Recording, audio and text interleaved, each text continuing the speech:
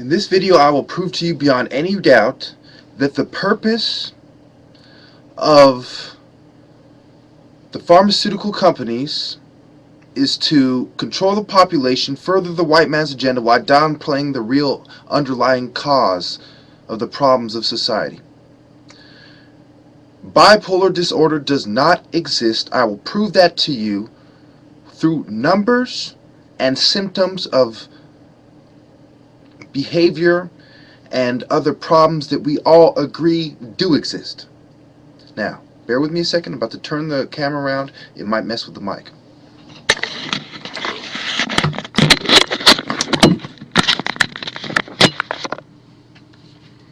Okay, the first I give you, my first proof, I give you the symptoms of what they claim is manic disorder and bipolar disorder. Okay, they say if you're feeling unusually high or optimistic or extremely irritable, unrealistic, grandiose beliefs about one's abilities or powers, sleeping very little, talking so rapidly that others can't keep up.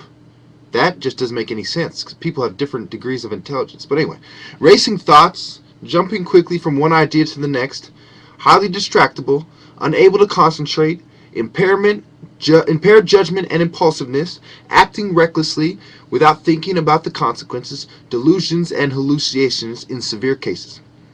It goes on to say that feeling hopeless, sad, empty, irritable, inability to experience pleasure, fatigue, physical, mental slugness, appetite or weight loss, sleep problems, concentration and memory problems, feeling worthlessness and guilt, thoughts of death or suicide. So, all these are their proposed symptoms of a mental disorder, a mood disorder, which does not exist. Now, let's go to the symptoms of the disorders, of the problems that we all agree do exist. Okay, we go to the symptoms of hunger: gurgling, rumbling or grumbling in the stomach, dizziness, faint or lightheadedness, headache, irritability, easily agitated, lack of concentration. So, I have just overlapped with the first one: irritability, inability to experience pleasure, which has to do with concentration, sleep problems, concentration, memory problems, obviously concentration.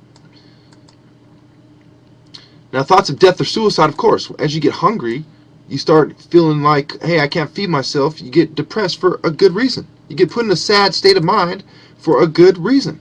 Now, go on to give you these are the symptoms of road rage here.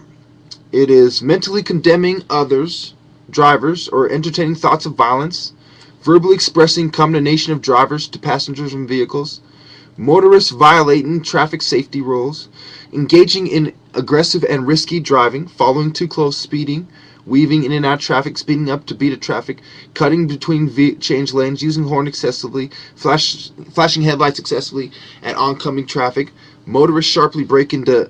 Okay, so they're basically describing the symptoms and the behavior, okay? What they're saying is these guys went from acting normal, now all of a sudden they're condemning drivers and talking about, cussing them out, flipping them off, thinking about hurting them, and they're violating the traffic chasing rules, they're speeding too close, they're weaving in and out of traffic. What are they doing? They're doing an exaggerated version of what they claim bipolar disorder to be. So the most common behavioral disorder, if you want to call it that, I don't even call it that, I'll call it behavioral state of mind. The most common state of mind that leads to symptoms of a so-called mood disorder, which doesn't exist, is road rage, right? Road rage and hunger. Because 1/3 of our kids are not fed properly.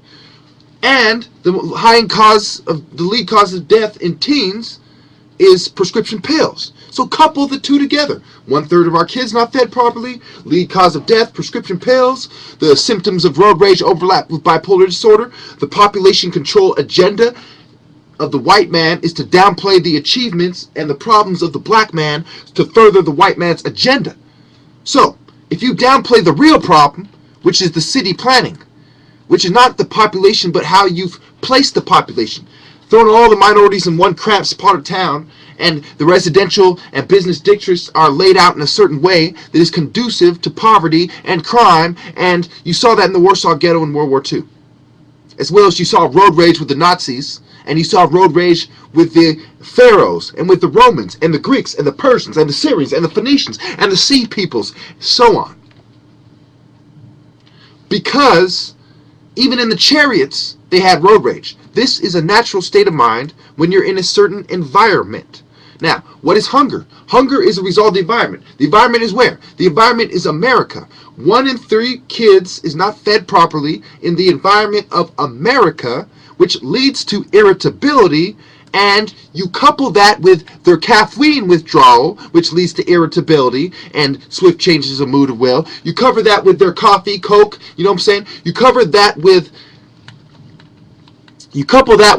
other drug withdrawals, which cause the same kind of activity. You couple that.